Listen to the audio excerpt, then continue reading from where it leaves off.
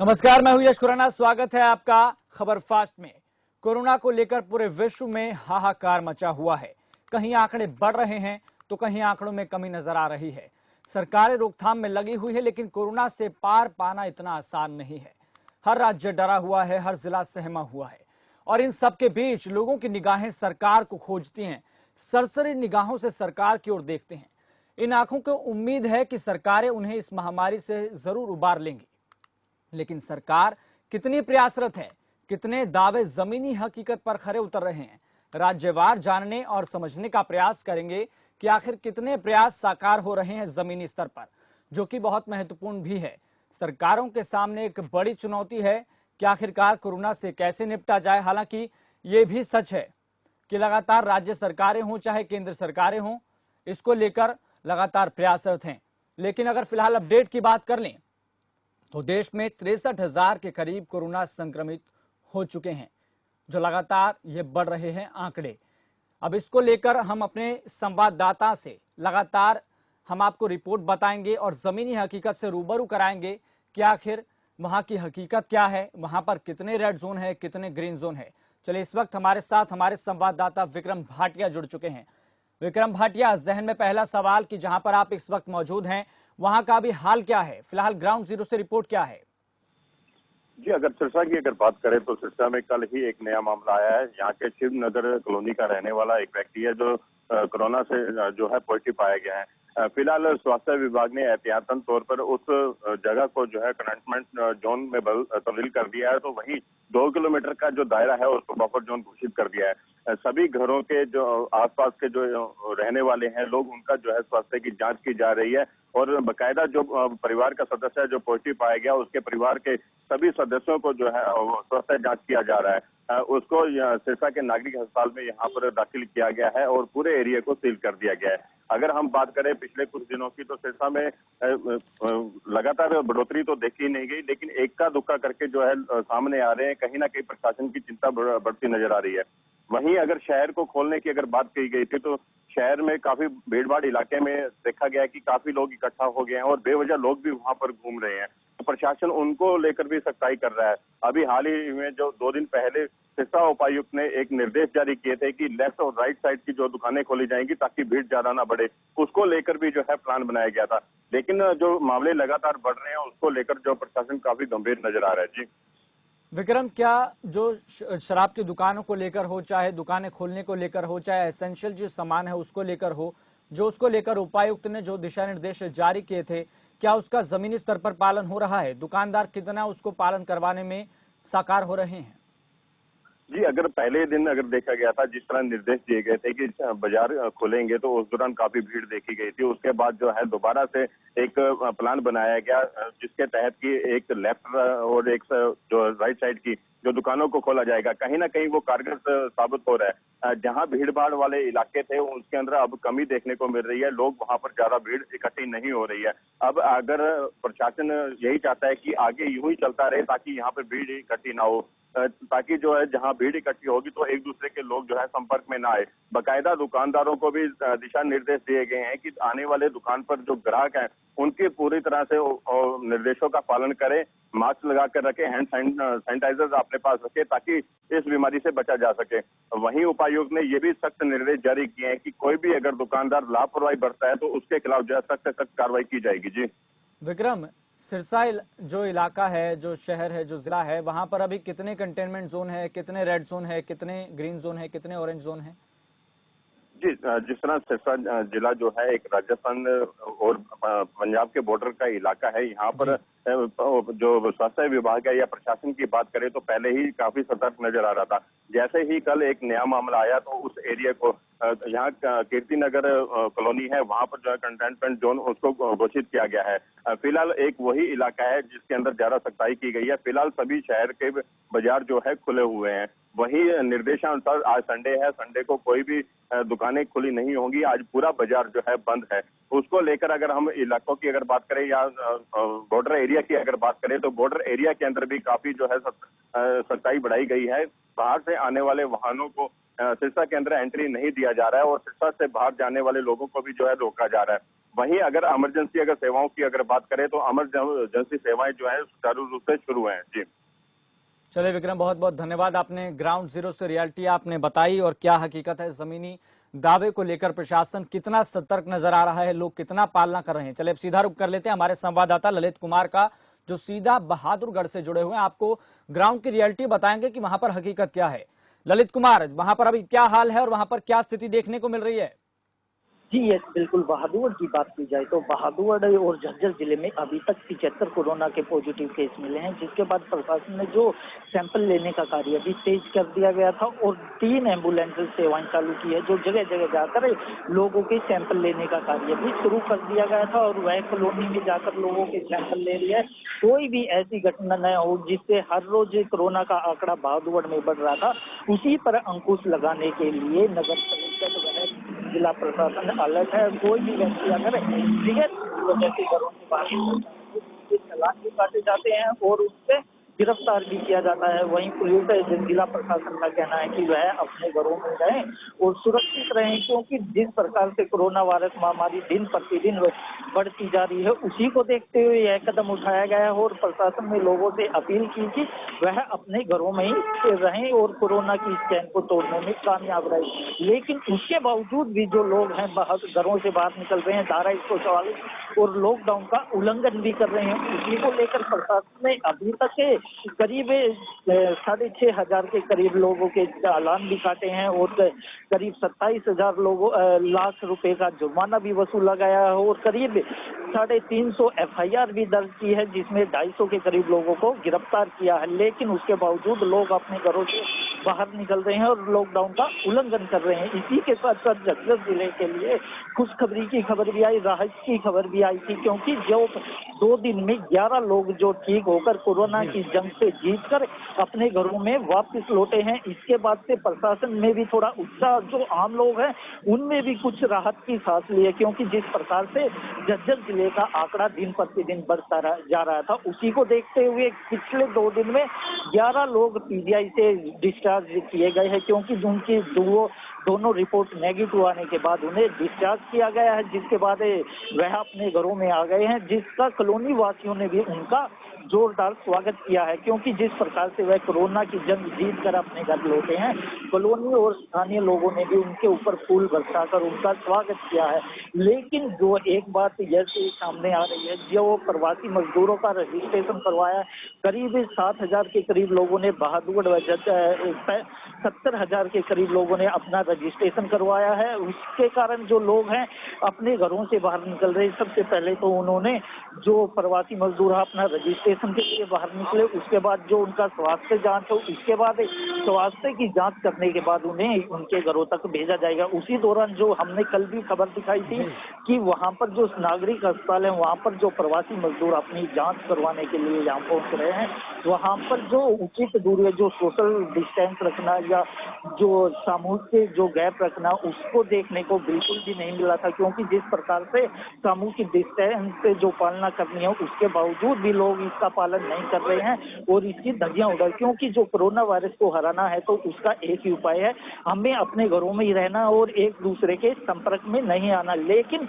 जो अपने घरों से लोग बाहर निकल रहे हैं, वह धारा 144 लॉकडाउन का तो उल्लंघन कर ही रहे हैं, उसके साथ साथ जो सामाजिक दूरी है, जो फिजिकल दूरी है, उसका भी पालना नहीं कर रहे हैं। जी है ललित, मैं आपसे चाहूंगा जो आपके पास व्यक्ति खड़े हैं उनसे एक बारी बात करने का प्रयास कीजिए कि वहां पर जो हालात देख रहे हैं, आपको लगता है कि जिस तरह से चाहे रियायतें दी गई हों, वो अभी के हालात के हिसाब से मुनासिब हैं? क्या नाम है आपका? विजेंद्र कुमार सर मेरा नाम। इसलिए घर से बाहर निकले और क्या? मेरा ये फूड डिस्ट्रीब्यूशन में ड्यूटी है। ये जो जिन लोगों को फूड की जरूरत है, राशन की, उनको राशन पहुँचाया जा रहा है। आप लोगों को देख के लोग पूरे भागलपुर में कॉलोनियाँ अलग अलग ड्यूटियाँ लगी हैं। कॉलोनियों के तहत जो लोगों को फूड चाहिए उनको फूड पहुँचाने में वो ड्यूटी लगी है। इस ड्यूटी के दौरान सबसे बाहर निकले हैं। आप लोगों से यही अपील लगी, स्टे होम। ये ये हमारे साथ के स्थानीय निवासी, उनका कहना है कि हमारी एसएसएल जो सर्विस है उसमें ड्यूटी लगी हुई है, उसी को लेकर हम अपने घरों से बाहर निकल रहे हैं और लोगों को घरों तक ही सामान पहुंचाने के लिए हम प्रयास कर रहे हैं। और क्योंकि जिस प्रकार से बहादुरगढ़ में कोरोना का प्रकोप दिन प्रतिदिन बढ़ता जा रहा है, उसी को लेकर हमने जो सुविधा सरकार ने हमारी ऑनलाइन सुविधा के लिए ड्यूटी लगाई है, हम उसको पूरा कर रहे हैं। क्योंकि झज्जर जिले में जो सबसे ज्यादा केस हैं बहादुरगढ़ से सामने आए हैं, जिसके बाद बहादुरगढ़ के नगर परिषद एरिया में जितनी भी दुकानें हैं उनमें कोई भी छूट नहीं दी गई है। जो पहले लॉकडाउन 2 में जो छूट दी गई थी वही छूट अब मान्य है, उसी को लेकर वही दुकानें खुलती हैं जो लॉकडाउन 2 में थे। इसी को लेकर करीब बहादुरगढ़ की बात की जाए तो करीब 16 कॉलोनियों को कंटेनमेंट जोन घोषित किया है। वहां पर लोगों की मूलभूत सुविधाओं के लिए उन्हें होम डिलीवरी की जा रही है, लेकिन उसके बावजूद भी जो लोग हैं अपने घरों से बाहर निकल रहे हैं और लॉकडाउन का उल्लंघन कर रहे हैं। इसके साथ साथ जो प्रशासन द्वारा प्रवासी मजदूरों को उनके घरों तक भेजा जा रहा है, यह भी एक खामी है। क्योंकि जिस प्रकार से लोगों के रजिस्ट्रेशन करवाए गए हैं उसके बाद उन्हें जो उनके घर भेजने का कार्य किया जा रहा है, लेकिन जो प्रवासी मजदूर हैं उसकी धज्जियां उड़ाते साफ नजर आ रहे हैं। कल सुबह से लेकर पूरी रात भर जो ये लोग हैं अपने घरों से बाहर पैदल ही अपने गंतव्य की तरफ जाने में लगे हुए हैं। क्योंकि सरकार ने वैसे तो लोगों की सुविधाओं के लिए ऑनलाइन रजिस्ट्रेशन और उनके स्वास्थ्य की जांच के बाद उन्हें घर भेजने का कार्य किया जा रहा है, लेकिन उसके बाद भी जो प्रवासी मजदूर है बिल्कुल भी नहीं मान रहे। झज्जर जिले से कल भी 23 बसों को रवाना किया गया है अलग अलग। ललित, आपसे एक सवाल मैं आपसे जानना चाहूंगा कि वहां पर कितने कंटेनमेंट जोन है, कितने बफर जोन है और वहां पर अभी फिलहाल आंकड़ा क्या है बहादुरगढ़ में? जी बिल्कुल, ये बहादुरगढ़ की बात की जाए तो बहादुरगढ़ का जो आंकड़ा है वो करीब 64 का आंकड़ा बहादुरगढ़ का अकेले बहादुरगढ़ का है। और 11 जो पेशेंट थे वे झज्जर से थे। टोटल मिलाकर 65 जो 75 केस हैं पॉजिटिव केस कोरोना के झज्जर जिले में हैं, उसमें से 11 लोग ठीक होकर आ गए हैं। और जो 64 लोग अभी जो एक्टिव कोरोना के पॉजिटिव है, एक्टिव जिनका इलाज चल रहा है, वह अपने इलाज के लिए पीजीआईएमएस रोहतक व कानपुर में इलाज दिन है। उसके बावजूद भी आज उम्मीद जताई जा रही है कि कुछ बहादुरगढ़ के जो कोरोना पॉजिटिव केस है उनको डिस्चार्ज किया जाएगा, क्योंकि जो दूसरी रिपोर्ट आने वाली है उनकी भी उसके बाद उन्हें डिस्चार्ज किया जाएगा। यह देखने वाली बात होगी कि उनकी दूसरी रिपोर्ट किस आधार पर आती है और नेगेटिव आती है या पॉजिटिव नेगेटिव आती है तो उन्हें शाम तक डिस्चार्ज कर दिया जाएगा। ललित, इस पर आप नजर भी बनाए रखिए और आप हमारे साथ बने रहिए, हम आपके पास जल्द ही लौटेंगे। चलिए हमारे साथ हमारे संवाददाता गुरुग्राम से सूरज दोहन जुड़ चुके हैं। सूरज दोहन, जहन में सबसे पहला सवाल कि वहां पर अभी फिलहाल हालात क्या हैं, जमीनी स्तर पर हकीकत क्या है? देखिए यस, बिल्कुल बताना चाहूंगा। अगर गुरुग्राम की बात की जाए तो लगातार खबर फास्ट की टीम लगातार ग्राउंड पर जाकर लगातार एक एक आंकड़े के अनुसार सबको जागरूक भी करते रही है, बता भी रही है कि लगातार। लेकिन गुरुग्राम में जो आंकड़े हैं लगातार जो संक्रमण के आंकड़े बढ़ते रहे हैं लगातार। ये अगर 24 घंटे की बात की जाए या तो 16 आंकड़े सामने आए हैं। अगर पूरे आंकड़े की बात की जाए गुरुग्राम में पिछले 4 दिन के अंदर अंदर जो 78 मामले सामने आए हैं, क्योंकि 78 जो कोरोना पॉजिटिव केस हैं उनका इलाज चल रहा है। टोटल जो आंकड़ा हुआ है 141 का आंकड़ा हुआ है। ये कहीं ना कहीं ये लगता है जो यस की लगातार जो संक्रमण के जो आंकड़े हैं, कोरोना का जो कहर है लगातार जारी है। वैसे ही जो स्थिति है उससे गंभीर बनी हुई है, लेकिन यहाँ पर एक चुनौती भी साबित हो रही है प्रशासन की तरफ से कि लगातार कि जो ठेके भी खोले गए थे उसके बावजूद जो आंकड़ों का बढ़ना एक बहुत बड़ी यह चेतावनी भी है, चिंता का विषय भी बना हुआ है। दूसरी बात ये बताना चाहूंगा यस कि जो प्लान करने वाले लोग थे, जो पहले दर्शक देखने वाला था वही दर्शक दोबारा फिर शुरू हो गया है। हालांकि रजिस्ट्रेशन के जरिए एक प्रदेश में दूसरे प्रदेश में जो प्लान करने वाले लोग हैं उनको भेजा जा रहा है, लेकिन अभी भी लोग सड़कों में घूमते नजर आ रहे हैं। जब हम उनसे बात करते हैं तो उनके वही बताते हैं कि उनका कोई रजिस्ट्रेशन नहीं होता, क्योंकि लगातार वो सिर पे बैग उठाए इधर से उधर से घूमते नजर आए हैं और लगातार खाने के ऊपर भी लाले उनके पड़ते नजर आए हैं। लगातार गुरुग्राम में 2.5 लाख के करीब रजिस्ट्रेशन हुए हैं। जो कुछ जो प्लान करने वाले लोग मजदूर थे उनको भेजा भी गया है और भी लिस्ट अभी जारी है, लेकिन जो जिन्होंने रजिस्ट्रेशन नहीं करवाया वही बेवजह यहाँ पर सड़कों में घूम रहे हैं। यहाँ गुरुग्राम से कोई मेवात जा रहा है, कोई राजस्थान जा रहा है, कोई मध्य प्रदेश जा रहा है, कोई आगरा जा रहा है। तो लगातार एक प्रदेश में दूसरे प्रदेश की आज आई है वो शुरू हो गई है। 2 दिन के अंदर अंदर जिस तरह से बताना चाहूंगा कि जो प्लान करने वाले लोग जो है सड़कों पर दिन रात नजर आते हैं। दिल्ली से जो बॉर्डर है उसको सील कर दिया गया है, कोई भी दिल्ली से गुरुग्राम या हरियाणा में प्रवेश नहीं कर सकता। जब तक उसके पास गृह मंत्रालय पास नहीं होगा। लेकिन दूसरी बात ये बताना चाहूंगा यश कि गुरुग्राम में अगर कोई भी कहीं जाएगा तो उसको पास की कोई अनुमति नहीं है, पास की कोई माना नहीं है, वो वह घूम सकता है। जो भी बैरियर लगाए गए उनको विशेष छूट दी गई है क्योंकि गुरुग्राम ऑरेंज जोन में शामिल है। हालांकि जो 21 कंटेनमेंट जोन घोषित तो कर दिए हैं, दो ऐसे जो जोन है जहां पर जो बाधित क्षेत्र बनाया गया है, एक सोना एक पटौदी। तो लगातार लोगों का यही कहना है कि लगातार लोग इसमें चिंता का विषय बना हुआ है। प्रशासन के ऊपर एक चुनौती भी है कि आखिर 4 दिन के अंदर इतने केसों का बढ़ना बहुत ही मायने रखता है कि या खेके खुलने के बावजूद ये केस बढ़े या वैसे जो छुपे हुए आंकड़े थे वो बाहर निकाले गए हैं। लगातार लोगों का अब तो लोग ये मानने को तैयार नहीं है कि जो कोरोना का जो कहर है वो रुकेगा। वो यही मानते हैं कि कोरोना का जो कहर है लगातार बढ़ता ही जा रहा है, एक चुनौती साबित हो रहा है हरियाणा सरकार के लिए कि इसको कैसे रोका जा सके। लेकिन लोग समझने को तैयार नहीं है। लोग वैसे भी घूमते नजर आए हैं, कोई ठेके पे शराब लेने जा रहा है, कोई कुछ सामान लेने जा रहा है, कोई दवाई लेने जा रहा। तो लोगों का आई जाई बिल्कुल सेम हो गई है, सड़कों पर भी जाम लगना शुरू हो गया, ट्रैफिक भी बहुत ज्यादा हो गई है। तो लोगों को ये समझना होगा यस कि गुरुग्राम में लगातार जो आंकड़ों का बढ़ना, कि आंकड़े जो बढ़ रहे हैं वो क्यों बढ़ रहे हैं, किस वजह से बढ़ रहे हैं। और लगातार जिस तरह से सब्जी मंडी को लेकर भी सही सामने नए आंकड़े सामने आए हैं कि अब तो लोग सब्जी लेने में कतराने लगे हैं, डरने लगे हैं।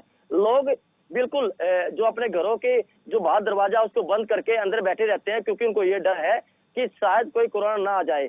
चाहे पुलिसकर्मी हो, चाहे मीडिया कर्मी हो, चाहे जो डॉक्टर है, वो नर्स हो, लगातार सबको ये डर सता रहा है कि कोरोना का जो कहर है वो लगातार कि हमारे ऊपर ना आ जाए। क्योंकि जो लक्षण है वो आने बंद हो गए हैं। क्योंकि पहले लक्षण में पता लगता था कि लगातार जो महामारी है वो कैसे फैलती है, सांस रुकेगा। अब तो डॉक्टर ये भी कहना है कि कुछ लक्षणों का पता भी नहीं चलता।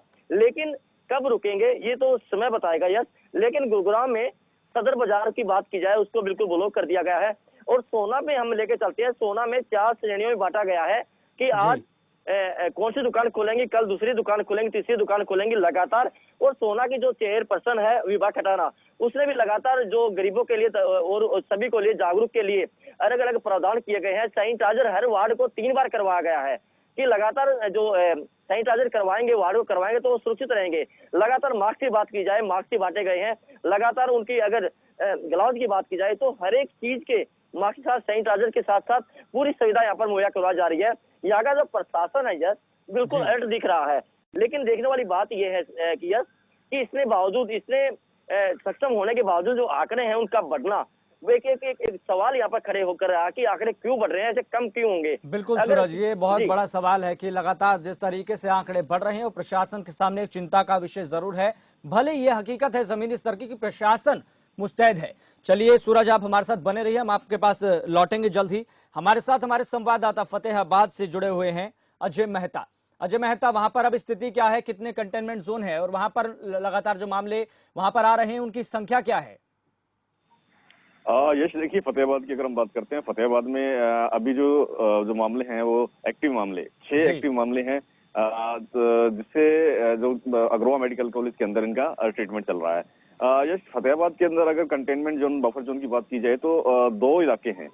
एक भट्टू इलाका है, वहाँ उसका मॉडल एरिया कंटेनमेंट जोन घोषित किया गया है, साथ में ही बफर जोन भी बनाया गया है। वहीं 5 लोग जो इन्फेक्टेड मिले थे, जो नांदेड़ साहब महाराष्ट्र से आए थे और वो रतिया एरिया के अंदर थे, उन्हें वहां आइसोलेट किया गया था। और क्योंकि उस एरिया के अंदर से ये लोग आए हैं, वहां इनको आइसोलेट किया गया था, तो निश्चित तौर पर वहां पर भी जो है कंटेनमेंट जोन बनाया गया और बफर जोन बनाया गया। फतेहाबाद के अंदर लगभग अभी तक 2200 के आसपास जो है स्क्रीनिंग हुई है, टेस्टिंग हुई है और 300 के आसपास जो है लोगों का रिजल्ट आना बाकी है। 7 अगर पॉजिटिव निकाल दिए जाए तो बाकी नेगेटिव मामले आए थे। एक पॉजिटिव जो मामला था वो ठीक हो गया था लगभग 30 से 35 दिन पहले। अभी एक्टिव जो मामले हैं वो 6 हैं। जी यश। अजय, ऐसा कुछ आंकड़ा है, आपने कुछ ऑब्जर्व किया हो या फिर आंकड़ा कहीं से हासिल किया हो कि प्रवासी मजदूरों ने वहां पर कितना रजिस्ट्रेशन कराया है और कितने प्रवासी मजदूरों को उनके गृह राज्य भेजा जा चुका है फतेहाबाद से? देखिए यश, मैं आपको बताना चाहूंगा फतेहाबाद के अंदर क्योंकि एक इंडस्ट्री हब नहीं है तो यहाँ बहुत प्रवासी मजदूर नहीं है। हाँ, कृषि के क्षेत्र से जुड़े हुए लोग हैं, वो पहले से ही यहाँ से जो है पलायन कर चुके थे। अभी हाल ही में जो लगभग 400 के आसपास जो है मजदूर हैं जो राजस्थान में काम करने के लिए गए हुए थे, उनको वो लौटे हैं और उन्हें क्वारंटाइन किया गया है और वो अभी क्वारंटाइन होम में ही रह रहे हैं और उनकी देखभाल की जा रही है। यश अजय, वहां पर कृषि क्षेत्र है, जैसे आपने बताया कि प्रवासी मजदूरों की संख्या बाकी सभी जिलों की तुलना में वहां पर जरूर कम है, लेकिन आपने कुछ क्या किसानों से बात करने का प्रयास किया है? उनकी भी ये समस्या सामने आ रही थी कि वहां पर जो लेबर है उनको नहीं मिल। बिल्कुल, देखिए जिस प्रकार से जो आज परिस्थिति बनी है, जो सिनेरियो बन रहा है उसको देखते हुए क्योंकि अब कटाई के सीजन के साथ बुआई का सीजन भी शुरू हो चुका है। अभी नरमा कपास की बिजाई हो रही है, फिर आगे जो है धान की बिजाई होनी है। तो यहाँ सबसे बड़ी समस्या जो है वो प्रवासी लेबर की थी, वो नहीं मिल पा रही थी। लेबर महंगी हो चुकी है। अभी जो हाल ही में जो मंडी के ठेकेदार जो है लेबर को लेके आए थे पंजाब से, अब उनमें भी कुछ लक्षण नजर आए, उन्हें भी क्वारंटाइन किया गया है। अब निश्चित तौर पर यश देखिए, एक सोचने वाली बात है, जब लेबर नहीं है तो काम इफेक्टेड होगा और काम इफेक्टेड होगा तो सोशल डिस्टेंसिंग भी कहीं ना कहीं इफेक्टेड होगी। वही हालत यहाँ बने हुए थे। लेकिन राहत की बात यह आई जब उनका टेस्ट किया गया, उनके जो 14 लोग थे जो प्रवासी यहाँ लाए गए थे, वो नेगेटिव मिला है। लोगों ने भी राहत की सांस ली है और काम पे भी वो लौट आए हैं। जी चलिए अजय, बने रहिए हमारे साथ, जल्द लौटेंगे आपके पास। चलिए हमारे साथ हमारे संवाददाता जोधपुर से मुकेश जुड़े हुए हैं। मुकेश, वहां पर हालात क्या हैं और वहां पर कितने कंटेनमेंट जोन है, और प्रवासी मजदूरों को लेकर अगर आपने कुछ बात की हो उनसे तो उनके जहन में क्या चल रहा है लॉकडाउन को लेकर और सरकारों के जो रवैया है उसको लेकर? पॉजिटिव की संख्या है जो बढ़ रही है।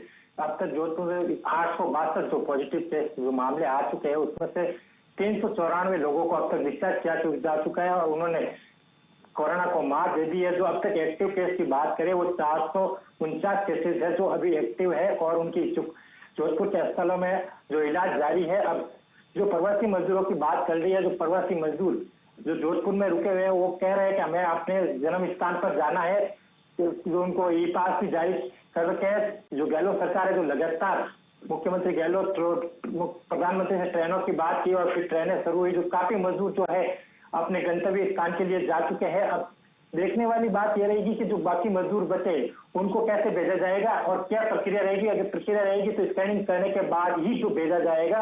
अगर बात करें जोधपुर में लगातार बढ़ रही है जो चिंता का विषय है। अब मुख्यमंत्री खुद इसकी मॉनिटरिंग कर रहे हैं और तो चिकित्सा मंत्री भी लगातार अपडेट दे रहे हैं। अब मुकेश, जाहिर सी बात है कि सभी राज्य सरकारों की केंद्र सरकार के सामने एक बड़ी चुनौती है कि अर्थव्यवस्था को पटरी पर कैसे लाया जाए, और इसी को लेकर, इसी के मद्देनजर सरकारों ने शराब के ठेकों को खोलने को लेकर भी हरी झंडी दी थी। तो वहां पर शराब के ठेकों को लेकर वहां पर क्या स्थिति देखने को मिली, अगर आपने ऑब्जर्व किया हो, देखा हो तो?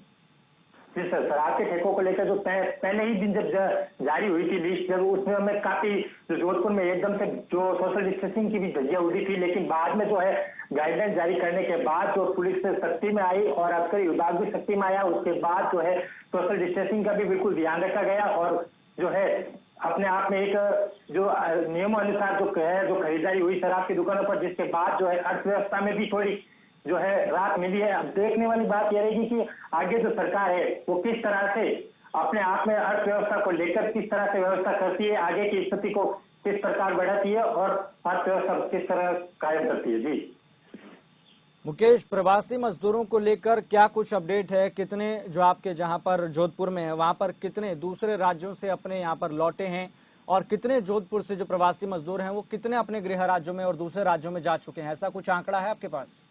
जी सर, आंकड़ा एक्चुअली तकरीबन बता सकते हैं कि सैकड़ों की संख्या में जो है लोग अपने गंतव्य स्थान जा चुके हैं। जो बाकी बचे मजदूर वो अपने ई पास जो सरकार जारी करेगी गृह मंत्रालय, उसके बाद जो है वो अपने जन्म स्थान पर जाएंगे और उनको जाने के लिए सरकार भी लगातार प्रयास कर रही है। अब देखने वाली बात यह रहेगी कि कब तक उनको अपने जन्म स्थान पर पहुंचा जा सकता है। जी मुकेश, वहां पर कितने रेड जोन हैं जोधपुर में? रेड जोन की बात करें तो नागौरी गेट, उदय मंदिर और कोड़ा का चौक है, कबूतरों का चौक है जो अभी हॉटस्पॉट बने हुए हैं। अगर बात करें तो उन्हीं इलाकों से जो लगातार संख्या बढ़ती जा रही थी, लेकिन अब उसके बाद जो है ग्रामीण इलाके क्षेत्र में भी कोरोना अपना पैर पसार चुका था। जी चलिए मुकेश, बहुत बहुत धन्यवाद, आपने तफसीलात से जानकारी बताई। चल अब सीधा रुख करते हैं हमारे संवाददाता सूरज दुहन का। सूरज दुहन, हरियाणा सरकार के सामने लगातार चिंता बढ़ती जा रही है, क्योंकि मामलों में जिस तरह से एकदम से तेजी देखने को मिली है पिछले 4 से 5 दिनों में, वो अपने आप में एक बहुत बड़ा सवाल है कि हरियाणा सरकार भले ही जमीनी स्तर पर लाख कोशिशें कर रही हो, लेकिन वो तमाम जो लाख कोशिशें हैं उन पर पानी फेरने का जो काम कर रहे हैं वो लोग कर रहे हैं। देखिए, ये बिल्कुल जाहिर सी बात है कि लगातार ऑरेंज जोन शामिल होने के बावजूद भी जिस तरह से जो आंकड़ों का बढ़ना बहुत ही चिंताजनक यहाँ पर देखने की बात है। लेकिन एक चुनौती साबित भी यहाँ पर हरियाणा सरकार को हो रही है कि जो पुख्ता इंतजाम यहाँ पर किए गए थे वो वापस फेल होते दिख रहे हैं। चाहे आम आदमी की बात हो, समझ की बात हो, लगातार लेकिन लोग समझने को तैयार नहीं है। लेकिन ऑरेंज जोन शामिल होने के बावजूद जिस तरह से देखा जाए कि जो ठेके खोले गए उसके बाद ये आंकड़े बढ़े हैं, तो ये देखने वाली बात है यस कि लगातार ये 4 या 5 दिन में इतने आंकड़े बढ़े हैं जो आंकड़े पहले नहीं बढ़े गए थे, कि लोगों को ये सोचने को मजबूर है कि जिस तरह देखा जाए कि जब ऑरेंज जोन में शामिल होने के बावजूद आंकड़े बढ़े हैं, इसका मतलब आंकड़े छुपाए जा रहे थे। तो लगातार लोगों की सोच बदलने लग गई है और लोग ये भी कहने लग गए कि अभी जब रेड जोन में शामिल था तब इतने आंकड़े नहीं आए थे, ऑरेंज जोन शामिल होने के बावजूद, ठेके खोलने के बावजूद अब आंकड़े बढ़ रहे हैं। लगातार लोगों की सोच ही बदलनी शुरू हो गई कि आखिर हरियाणा सरकार जो ये कह रही थी कि लगातार हम पुख्ता इंतजाम करेंगे, लेकिन जो आंकड़े बढ़ रहे हैं उसे सवाल बिल्कुल खड़ा हो रहा है कि लगातार हरियाणा सरकार ने सिर्फ पैसे की चिंता तो है लेकिन लोगों की चिंता छोड़ दी गई है, क्योंकि लगातार जो आंकड़े बढ़ रहे हैं आखिर उनका क्या किया जाए या कैसे समझते हुए कैसे कोरोना भयंकर बीमारी से लड़ा जाए। लोगों की सोच बिल्कुल बदलने लग गई है। लोग ये सोचने को मजबूर हो गए हैं कि आखिर हम करें तो करें क्या। दूसरी बात ये है कि लगातार लोग को समझना होगा कि बेवजह बाहर ना घूमे, लॉकडाउन की पालना करें, तभी स्वयं इस चक्कर को तोड़ सकते हैं। लेकिन लगातार दिन पर दिन लगातार जो आंकड़े बढ़ रहे हैं वो एक चुनौती साबित भी हो रही है और लगातार सवाल के घेरे में हरियाणा सरकार भी आती नजर आ रही है। कुछ कहना यह भी है लगातार कि हरियाणा में अगर रेणु की बात की जाए तो गुरुग्राम में और रेड जोन को ऑरेंज जोन किया गया, क्योंकि यहाँ से जितनी रेणु जाती है गुरुग्राम से जाती है। लोगों का कहना यही है कि सिर्फ पैसे की खातिर हरियाणा सरकार एक लोगों को मार रही है। लगातार अब जो सोच है लोगों की बदलने लग गई है। हालांकि हरियाणा सरकार बिल्कुल सक्रिय है, मनोहर सरकार लगातार टीम के साथ अच्छा काम कर रही है, अधिकारियों को आदेश भी कर रही है। गुरुग्राम को विभाग लगातार एक अलर्ट भी जारी है कि लगातार सबको देखा जाए और सभी को समझा भी रहे, लेकिन लोग मानने को तैयार नहीं है। लगातार आंकड़े कैसे रुके, क्या वजह है, उसको कैसे रोका जा सके, ये बिल्कुल एक सवाल बिल्कुल खड़ा हो रहा है। जी है सूरज, आपसे एक महत्वपूर्ण सवाल पूछना चाहेंगे कि वहां पर अभी फिलहाल गुरुग्राम में कितनी टेस्टिंग हुई है, कितने लोगों के सैंपल लिए जा चुके हैं? देखिए, बिल्कुल अगर हम बात की जाए गुरुग्राम में तो जो 78 जो कोरोना पॉजिटिव केस हैं उनके यहाँ पर उपचाराधीन उनका इलाज चल रहा है। अगर हम टेस्टिंग की बात की जाए तो जो आंकड़ा है लगातार 200 से पार हो चुका है। दूसरी बात यह है कि लगातार कंटेनमेंट जो घोषित किए गए हैं वो 21 जोन घोषित कर दिए गए हैं, कुछ अलग भी बना दिए गए हैं। लेकिन जो टेस्टिंग की कुछ जगह ऐसी बात आई थी कि टेस्टिंग लोगों की नहीं हो रही। लोगों की यही भी कहना लगा था कि लगातार लोगों के पास जो सूचना आई थी कि लगातार स्वास्थ्य विभाग की टीम वहां पर नहीं पहुंच रही, लेकिन जब जिला विभाग ने इस बारे में सोचा देखा तो तुरंत एक्शन लेते हुए अभी पूरी तरह जो भी अगर संभावना दिखती है, कोई शिकायत आती है, कोई भी कॉल आती है, हेल्पलाइन नंबर कॉल आती है, तुरंत एक्शन लिया जाता है और तुरंत उसकी चेकिंग की जाती है, तुरंत उसको पूरी तरह मॉनिटराइज किया जाता है, यानी उसकी ब्लड टेस्टिंग की जाती है। पूरी तरह टेस्ट वहां पर शुरू हो चुके हैं। लेकिन जो आंकड़े बढ़ रहे हैं यस, उसका ये सवाल खड़ा हो रहा है कि आंकड़े इतने बावजूद, पुख्ता इंतजाम के बावजूद भी आंकड़े का बढ़ना, इसको कैसे रोका जा सकता है? बिल्कुल, बड़ा सवाल यही है कि आखिर लगातार जिस तरह से कोरोना के ग्राफ में कोरोना संक्रमित मरीजों की संख्या में इजाफा हो रहा है, वह बड़ा सवाल है जिला प्रशासन के सामने, सरकारों के सामने। चलिए, बहुत बहुत धन्यवाद सूरज दुहन, आप हमारे साथ जुड़े और आपने हमारे को जमीनी हकीकत से रूबरू कराया और जिस तरह से जिले में लगातार संख्या बढ़ती जा रही है उसको लेकर प्रशासन का क्या रवैया है, लोगों का क्या रवैया है, लॉकडाउन का कितना पालन हो रहा है, वो महत्वपूर्ण आपने चीज बताई। चलिए अब सीधा चलते हैं हमारे संवाददाता ललित कुमार के पास जो हमारे साथ बहादुरगढ़ से जुड़े हैं। बहादुरगढ़ में फिलहाल ललित आपसे जानना चाहेंगे कि वहां पर अभी कितनी टेस्टिंग हो रही है, क्या गति है, और महत्वपूर्ण सवाल ये कि वहां पर अभी चाहे कोरोना वॉरियर्स के रूप में जो लोग देख रहे हैं, डॉक्टर्स हो चाहे पुलिसकर्मी हो, वहां पर अभी तक कितने संक्रमित ऐसे मामले सामने आ चुके हैं? जी बिल्कुल, यस मैं आपको बता दूं बहादुरगढ़ में ऐसा अभी तक कोई मामला नहीं आया जो योग जहाँ कोरोना के लिए का इसमें आए हों। जो दिल्ली के जो स्वास्थ्य कर्मचारी हैं वह इसमें सामने आए थे, क्योंकि जिस प्रकार से हर रोज दिल्ली में जो आने जाने वाले लोग थे वही कोरोना पॉजिटिव मिले थे। और बात की जाए जो दिल्ली पुलिस का कर्मचारी था वह भी कोरोना पॉजिटिव मिला था। और जो स्वास्थ्य कर्मी और सबसे ज्यादा जो केस बहादुरगढ़ में आए हैं वह बहादुरगढ़ की सब्जी मंडी से सामने आए हैं, क्योंकि जो लोग हर रोज दिल्ली में सब्जी लेकर आते थे आजादपुर मंडी से और जो बहादुरगढ़ की सब्जी मंडी में वितरित करते करते थे, झज्जर की सब्जी मंडी में वितरित किया करते थे, वही लोग कोरोना पॉजिटिव मिले थे, जिसके बाद से सरकार व प्रशासन ने अलर्ट जारी किया था कि दिल्ली के बॉर्डर को बिल्कुल सील कर दिया गया और जो सब्जी मंडी थी बहादुरगढ़ की उसको भी बिल्कुल सील कर दिया गया है। करीब 12 दिन हो चुके हैं, कोई भी सब्जी मंडी में कोई भी दुकानें नहीं लग रही। इसके साथ साथ जो झज्जर रोड पर दुकानें थी उनको भी बंद कर दिया गया है और जो भी आजादपुर सब्जी मंडी से सब्जी व फल लेकर बहादुरगढ़ या हरियाणा में आते थे उस पर भी अंकुश लगाया गया और जैसे ही सब्जी मंडी से पहला केस सामने आया था उसके बाद से प्रशासन ने अलर्ट जारी किया और जितनी भी सब्जी मंडी थी उनके सभी आड़तियों के, दुकानदारों के और जो वहां पर काम करने वाले लोग हैं उनके सैंपल लेने का कार्य तेज कर दिया गया था, जिसका नतीजा यह रहा कि सबसे ज्यादा जो केस निकले हैं बहादुरगढ़ की सब्जी मंडी से निकले, क्योंकि यह समय रहते उनकी जांच कर ली गई, नहीं तो यहाँ पर बहादुरगढ़ एक हब बन जाता कोरोना का, क्योंकि जो सब्जी मंडी से लोग हर रोज हजारों की संख्या में सब्जी लेकर अपने घरों तक जाते थे। उसी को देखते हुए सबसे पहले जो मंडी के टेस्ट करवाए गए वह एक सराहनीय कदम है प्रशासन का और इसके अलावा लोगों को किसी भी प्रकार की सब्जी के लिए कोई परेशानी न हो उसके लिए भी सरकार ने जिला प्रशासन द्वारा कदम उठाया गया। जो स्वयं सहायता समूह है उसके द्वारा लोगों के बीच में सब्जियां वितरित की जाती है। जो किसान हैं उनके पास से सब्जियां लेकर आते हैं और जो लोग हैं जो इकट्ठा करने के बाद बहादुरगढ़ के सेक्टर से में सभी किसानों की सब्जियां इकट्ठी होती है, फिर स्वयं सहायता ग्रुप के द्वारा उन्हें 31 के 31 वार्डों में वितरित किया जाता है, जिसको लेकर करीब 33 जो टेम्पो हैं वो लगाए गए हैं, उन्हीं में सब्जियां रखकर और सरकार द्वारा हिदायतें भी दी गई हैं, जो भी सब्जी बेचने जाता है उसको सैनिटाइजर और ग्लव्स दिए जाते हैं। कोई भी व्यक्ति अगर सब्जियां लेने आता है तो उनके मास्क नहीं होता तो उनको सब्जी भी नहीं दी जाती और सबसे पहले उनके हाथ सैनिटाइज करवाए जाते हैं, उसके बाद ही उन्हें सब्जियां दी जाती है। चलिए बिल्कुल ललित, आप हमारे साथ बने रहिए। अभी सभी संवाददाता